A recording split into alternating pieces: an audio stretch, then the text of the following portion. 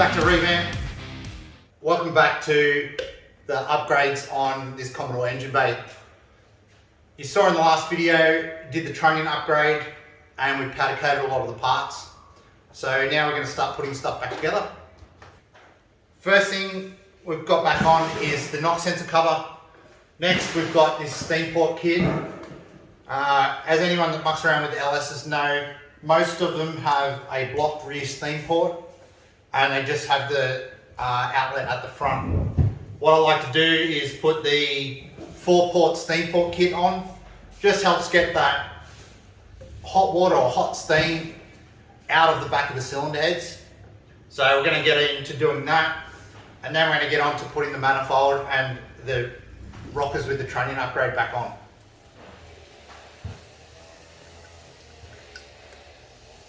Just pull out those rear blanking ones. So they've got no hose connected to it.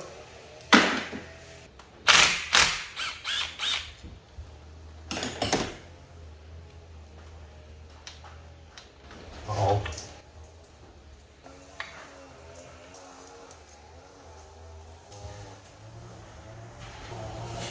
Always use some thread sealant when you're doing any of your PT threads.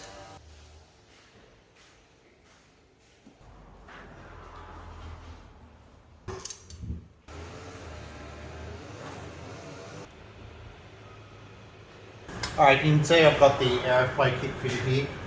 Got this sitting up in the air just because I don't have a hose to connect it to the radiator yet. So I've got to get that.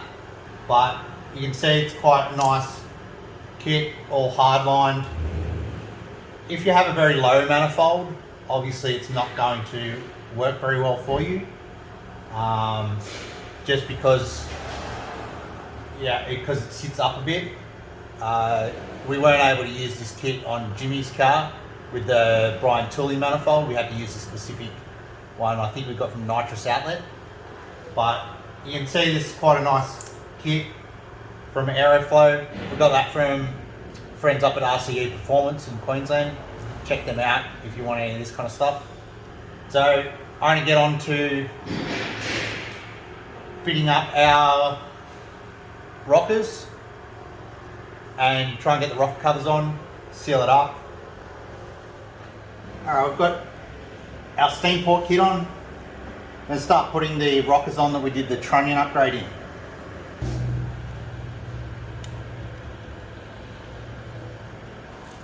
Got our new cap screws.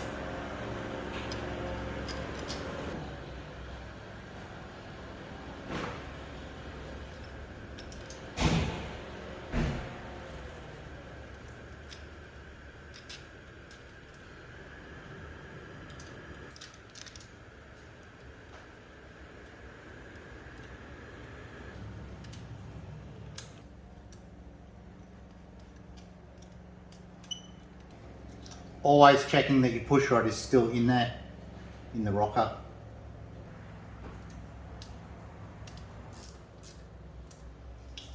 Nip the ones down all the way that go all the way down. Well, I'm going to have to turn the engine over just to tighten a few of these up. That have got a lot of spring pressure when you try to push them down.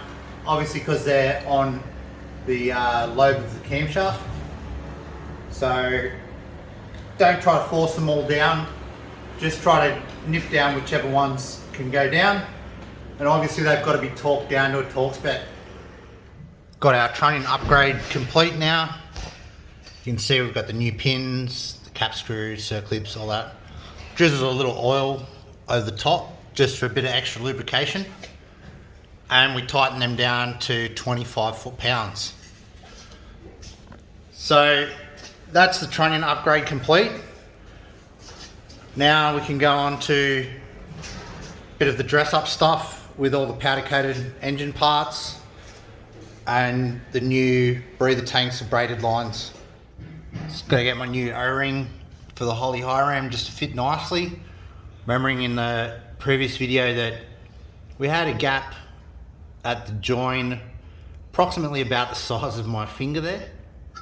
So obviously not great for the internal sealing of the manifold, and obviously creating a vacuum leak at the same time.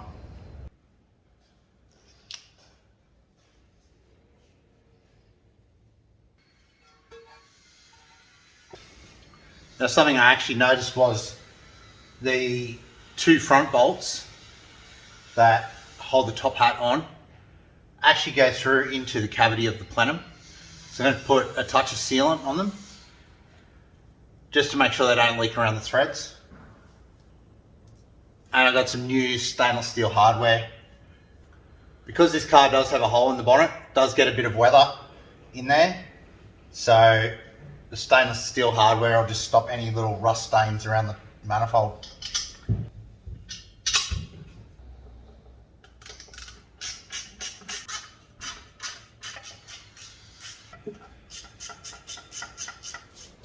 Alright, I've been waiting for a couple of things, so I had to get the injectors cleaned. But today we're going to just push to try and get it all done. Obviously got the manifold to put back on, and I've got a little fuel system modification to do with the hose here. I've got the catch cans, coil's got to go back on. I've got some plugs to put in it. We did have a bit of a uneven burning on the plugs. That's why I decided to get the injectors cleaned while they're out. And we're putting a new set of plugs in so that we know we can read the plug and find out if there's an ignition issue somewhere, or worse, an engine issue. I didn't see anything bad, but you never know. So we had the big ugly loop here of hose. Real simple, just chucked on a 180 and moved over to the other side. Might actually be a little bit long. I might have to trim it down yet. Might be okay. Just makes for a much neater finish, just to have that nice tight rather than a loop coming out here.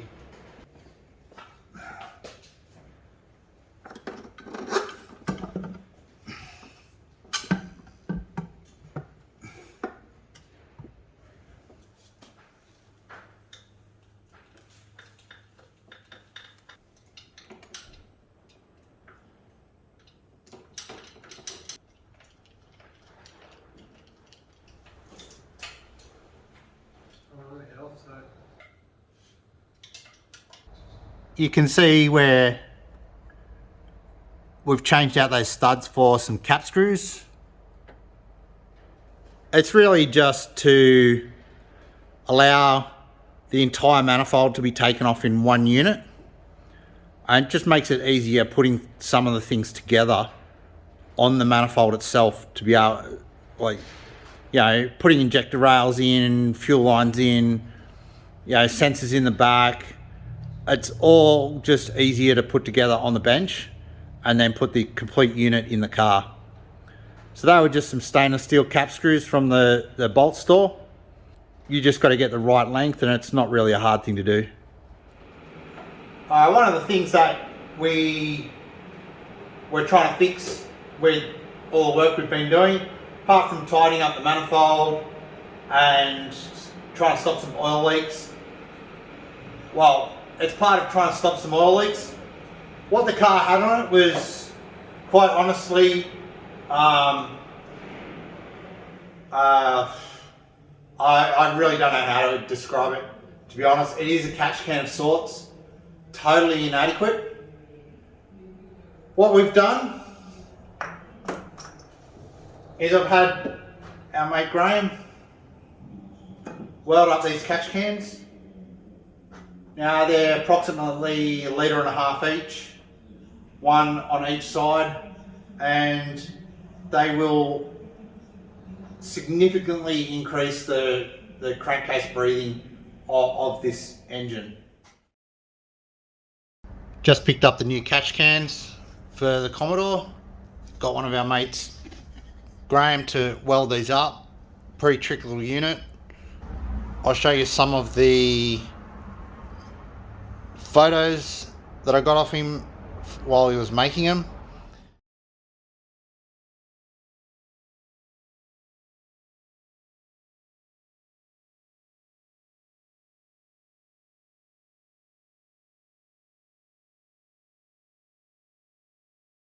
They actually run a tube down the middle from the dash 12 breather fitting on top.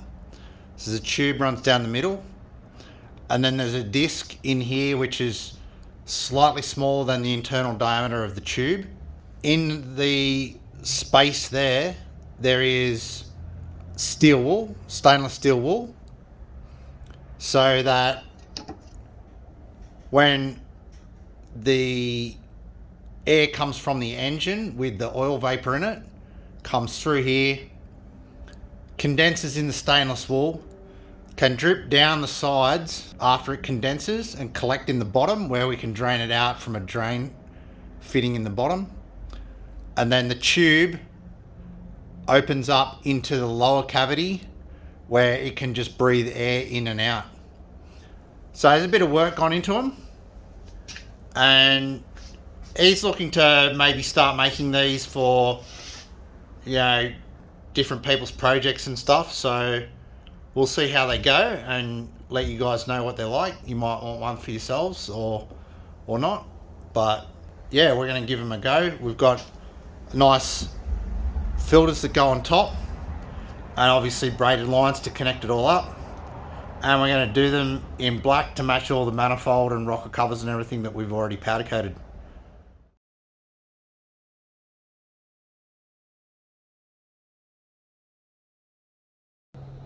So we've got those. Got some nice dash 10 braided lines. We've got some fittings welded onto the rock covers. And we've got these nice Raceworks filters to go on top. Stainless steel mesh in them, all billet aluminium. Really nice little piece. So I'm trying to get some volume out of these. We've had to go with a particular height. Now that where we're going to mount them is down here behind the headlight, but with our filters on top they're going to be too tall. So what we've done is we're going to recess them into the inner guard. So we're going to break out the big hole saw so that they can be recessed down into the guard there.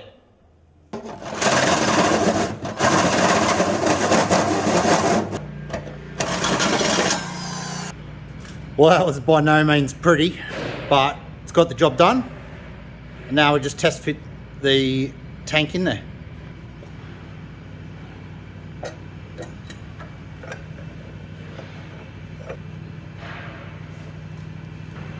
It's going to be tight, but I think that should be fine. Alright, you can see I've got most of the engine bay coming together. Got our catch cans fitted, all our powder coated manifold. Throttle body's on, and the little tank that we got powder coated. We've done the Trunnion upgrade. I'm pretty much at a point where I can try and start it. So we actually put a new set of plugs in. I used the, not the standard type plug. Yeah, so the plug I've used is the NGK V-Power TR6. Pretty much the recommended plug for a lot of performance LS applications. So that's the plug I've gone for in this. It gets you away from the expensive iridium plugs, and a plug that you can actually clean if it gets a bit fueled up with a big cam and idling a lot. So that's why I've gone to that type of plug. So let's try and give it a start. I'll just check if it's got a battery connected in it, and yeah, we'll try and give it a start.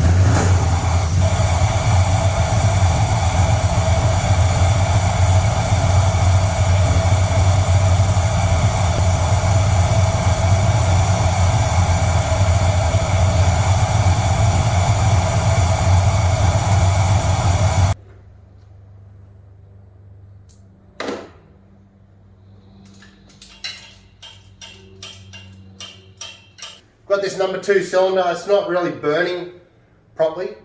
I've swapped ignition components over and still seem to have the problem. And the problem isn't swapping to another cylinder. I've had the scan tool plugged in. I've found that the injector pulse at idle is out of control basically. It's way too high, and then as you start to bring the RPM in, it just drops out all of a sudden and you lose about 2 milliseconds of injector opening time. So we've definitely got some tuning issues, and I've got some fuel issues to have a look at. I did get these injectors cleaned. What I may do is I may just pull one side of the injectors out. I'll mark which one I'm having problems with. I'll pop in and see the guys at A1 Performance. They're the guys that have done some engine dynoing for us before. They've cleaned some injectors for us before as well. They did the injectors, and I just make sure that that injector isn't having an issue. I have checked power at this plug, and it seems to have power, and it's a bit hard to tell without actually scoping it to get the actual signal pattern. So the easiest thing for me to do is to pop those injectors out, test them, and yeah, I can have a look from there. We are here at a different location again, but just to go over the LS Trunnion upgrade. We had a bit of an issue with one of the injectors. I got them tested, found out that one of those injectors was faulty, and we now have it running. So I'll show you what I'm talking about.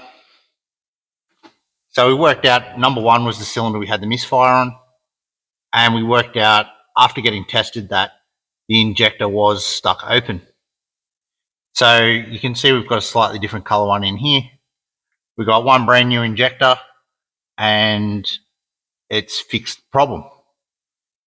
So we don't really know why it didn't come up on the first testing, but you know, we've fixed the issue now. Car seems to be running fine. So we've got our catch cans all fitted up with the braided lines. Yeah, they're looking pretty good, fairly symmetrical. Yeah, so this is pretty much done. I'll start it up for you guys and you can hear it. It's going to echo a bit in this underground car park, but so be it.